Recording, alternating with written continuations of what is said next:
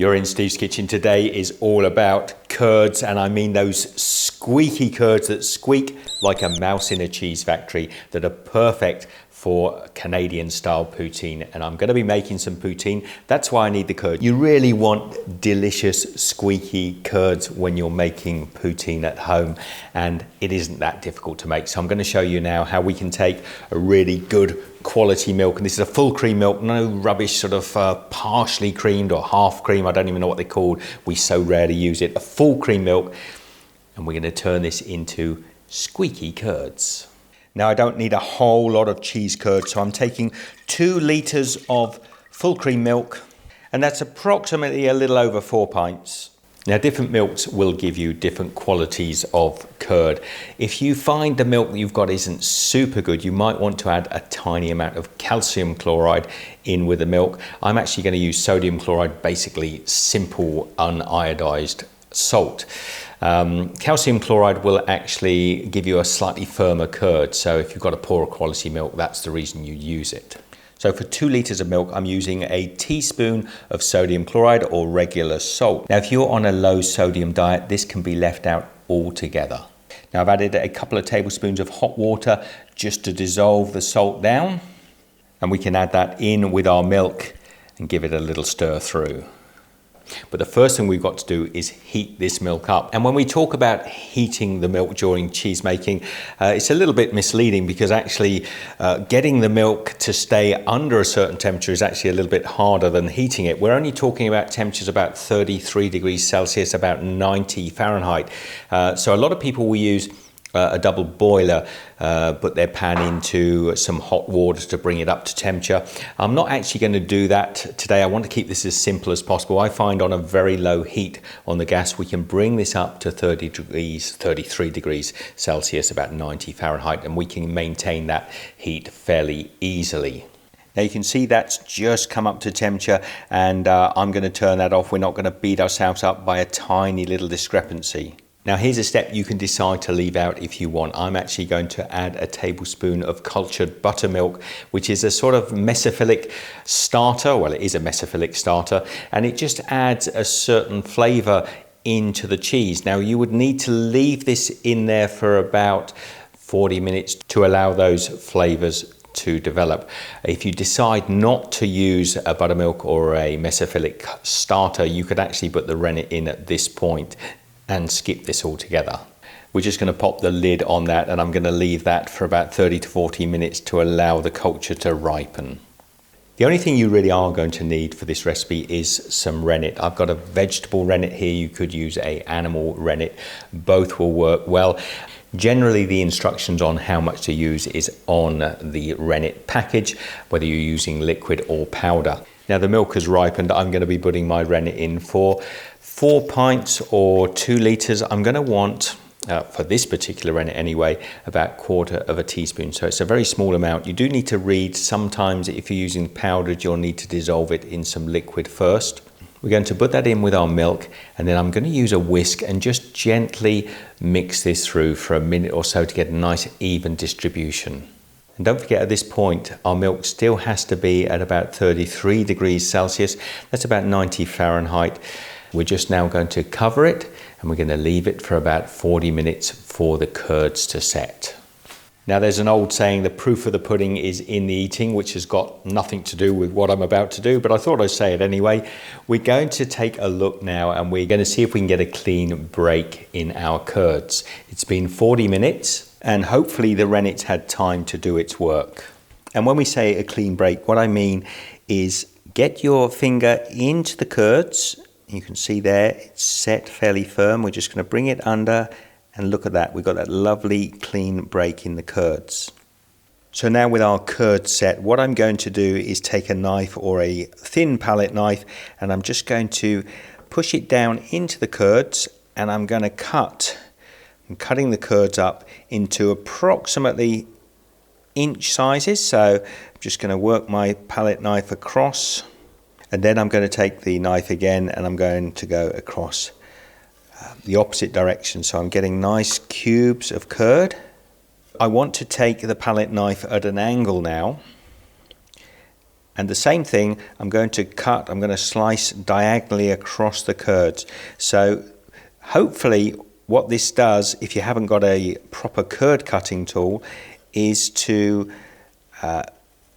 break the curds up into small cubes. And then I'm going to turn my pan and I'm going to do it from the opposite side.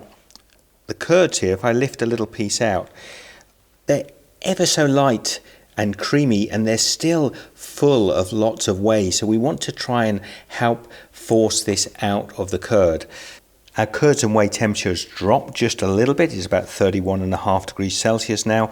We want to start to bring this up. The temperature needs to be around about 37 degrees Celsius. It's about 100 degrees Fahrenheit. So I'm turning my heat back on, but really very low. And if you want to, you can do this in a double boiler. But what we're going to do is just start to mix. These are beautiful thick curds, really dense, very good curds that I've got from this milk. And whilst we're mixing it, we're just going to be checking the temperature. Now, I don't want it to go much above 100 degrees Fahrenheit or 37 degrees in Celsius, because all we're effectively doing here is cooking the curds.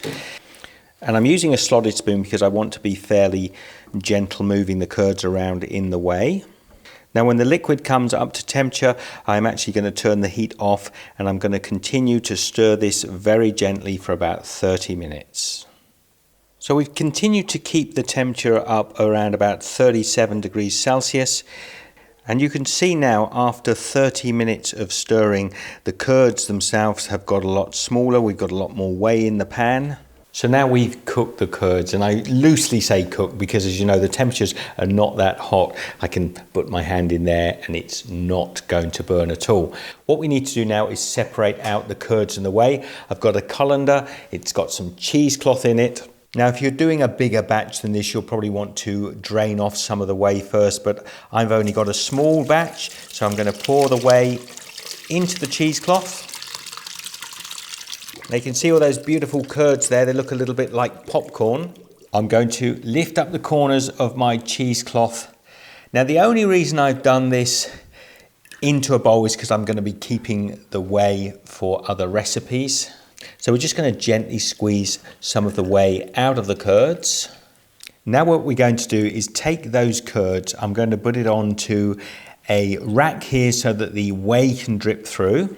Now you can see the curds are trapped inside the cheesecloth and the whey is starting to drip off. But what we're going to do is actually take a board, a cutting board that's been cleaned obviously, and we're just going to lay it on top.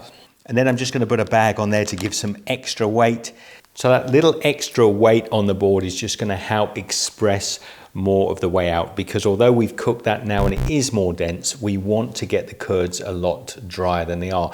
And we don't need to go for a long time, only about an hour. And what I'm going to do in about 15 or 20 minutes is lift that off and just check the curds. I may actually cut them and stack them.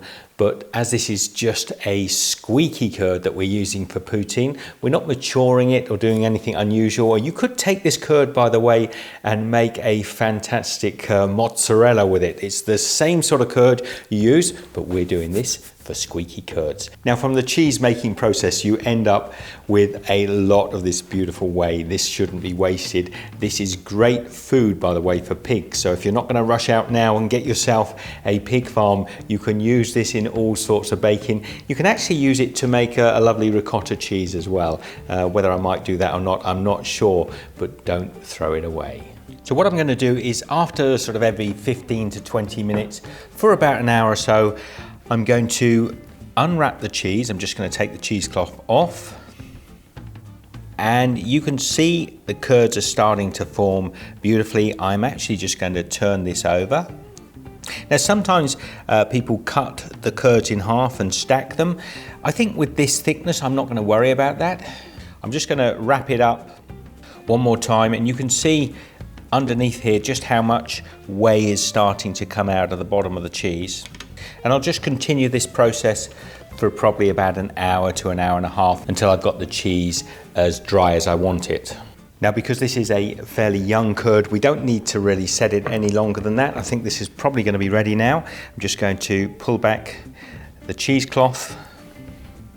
We're going to lift, look at that beautiful curd there. It's absolutely perfect. Now we'll take that gorgeous curd, pop it down on the board. And now what we're going to do is just cut this into strips. I'll then just turn the board round and I'm going to cut these into beautiful little curd cubes like this.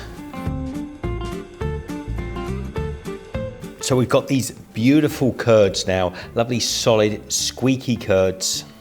The last thing I'm going to do is just put them into a bowl, and we're going to take a little salt, just sprinkle it over the curds. I'm just going to toss them in the salt. So we've made our lovely curds now. I can give it a try. It's going to taste like a very young cheese. And as I say, you could turn this into a mozzarella if you wanted. It's got a lovely little squeak. This is going to be great in the poutine.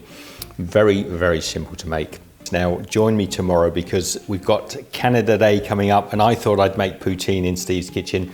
Got my curds now, so it's going to taste great. I'll see you then. Be good.